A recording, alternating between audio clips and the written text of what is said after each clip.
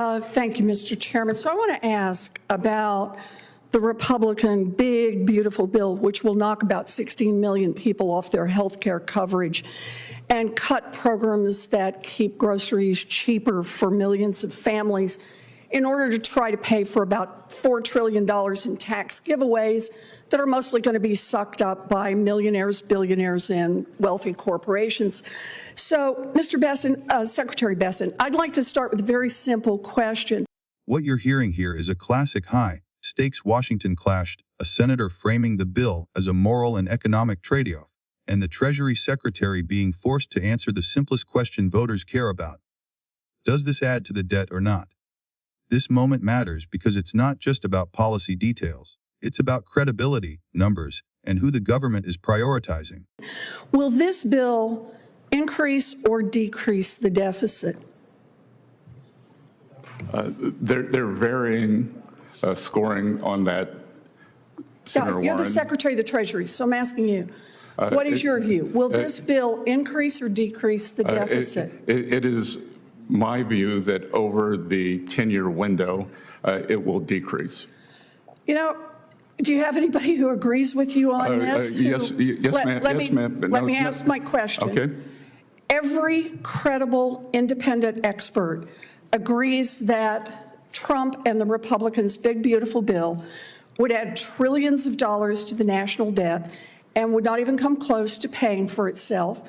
The nonpartisan Congressional Budget Office, the Penn Wharton Budget Model, and the Yale Budget Lab all agree on this, and they're looking at 10-year windows, thank you. So do the Conservative Tax Foundation and Committee for a Responsible Federal Budget, conservative groups. Even Elon Musk and the Wall Street Journal are criticizing the bill for ballooning the national debt. The only people who are saying publicly that it's not going to add to the national debt are you, Donald Trump, the Republicans in Congress. Do you have an independent group that has put forward numbers that disagrees with all of these conservative groups and disagrees with the Wall Street Journal on this? Well, Senator, interesting to see you aligned with Elon Musk, but if I add... You're no more shocked than I am.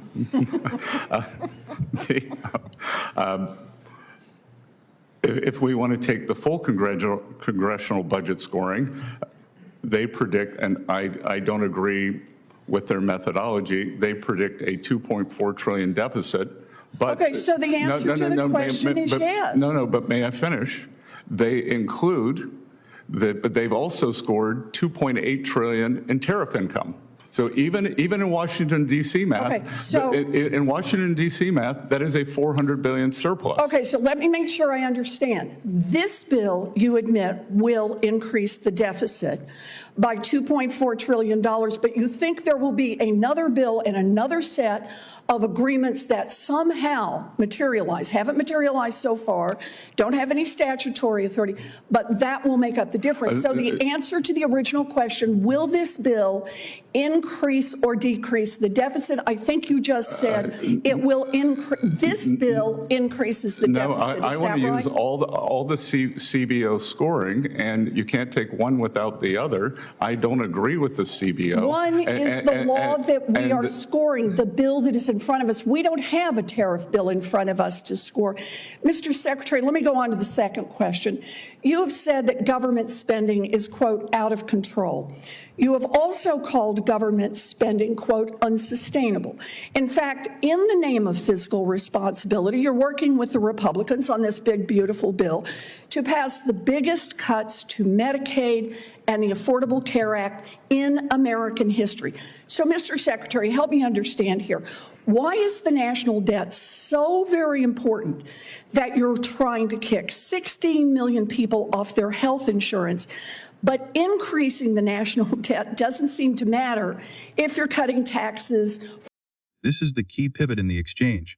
Notice what happens. The Secretary acknowledges the official budget score, showing a large deficit increase, but then tries to offset it with projected tariff revenue, even though that revenue depends on future policy decisions and economic assumptions that may not materialize. In budget debates, this is a common tactic using what could happen to cancel out what the bill actually does on paper. And that's where media literacy matters. Should lawmakers judge a bill by what it guarantees, or by what supporters hope will happen later? Which standard feels more honest to you? For billionaires and billionaire corporations. Well, first of all, a huge portion of this goes to family-owned businesses that are pass-through entities that are below that level, Senator. And I am sure you share my goals of Main Street prosperity. You know, I'm glad to do tax cuts for people of modest means. The question I'm asking is, why does the deficit not matter to you? We're talking about knocking 16 million people off their health care, but it matters not, it does matter to you if we're knocking people off health care, but not. Well, first of all, that figure is overstated by 5.1 million. That is amount not attributable to provisions in this bill. So you think it's okay just to knock 10 million people off their health care? First of all, let's set that straight.